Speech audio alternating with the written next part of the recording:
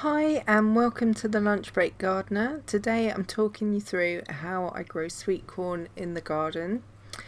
It's a great garden staple and looks great on any allotment or in any kitchen garden.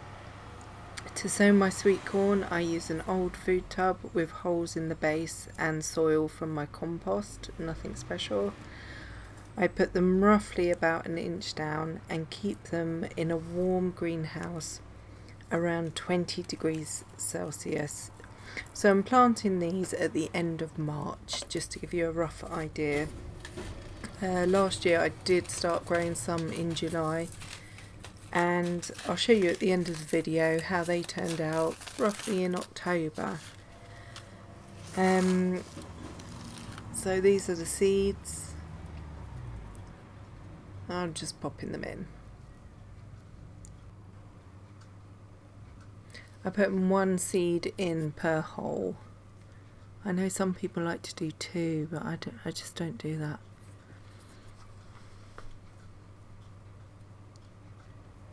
And then I will cover them over and give them a good water.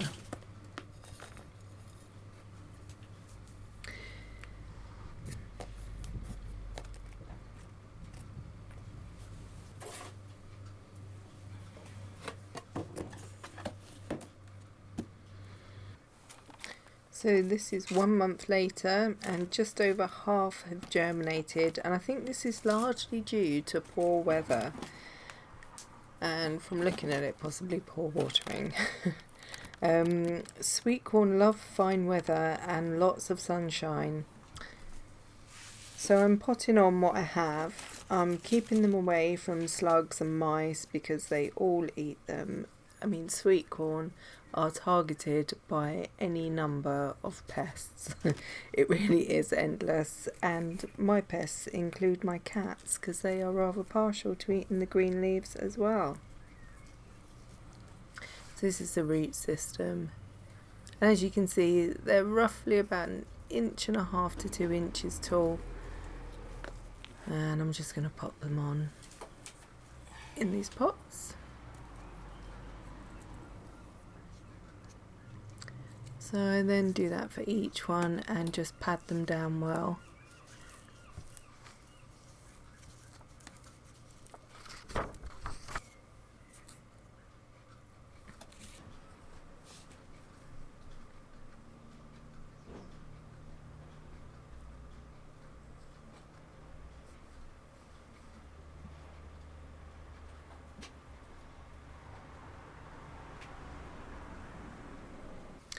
And there you have it, that's all of them potted on. So I will leave these for another month to grow, and in the meantime I had a new bed dug. So I used all my compost in the new bed, and I also sort of raked in really, some bloodfish and bone. So this is the said bed. It's not completely full, I kind of run out of compost, but it will do. It's fine for keeping them high and protected, which is what I wanted, because they will grow quite late into the season. So I hope to get at least 3 cobs per plant, but 2 is fine for me. But generally last year I did get about 3. So in planning this out, sweet corn is pollinated by the wind, so I like to plant them in blocks. So I do a line of 3, a line of 2, a line of 3, that kind of setup.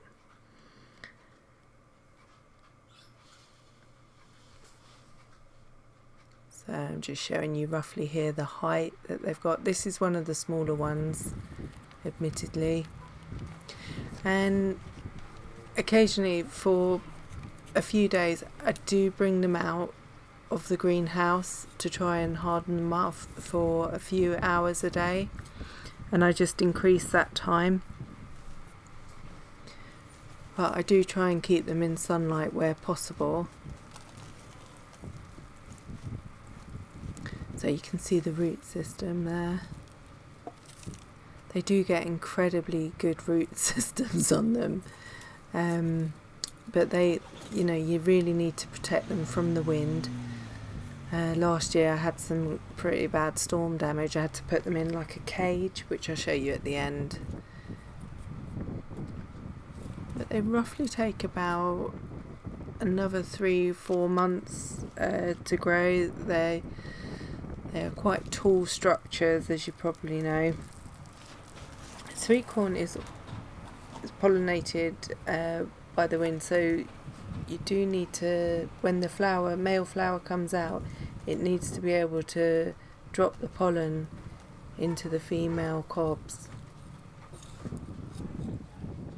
So I'll also feed them nitrogen chicken pellets. They love nitrogen for a couple of months, and then I'll actually give them some tomato plant feed as well, which seems to do quite well.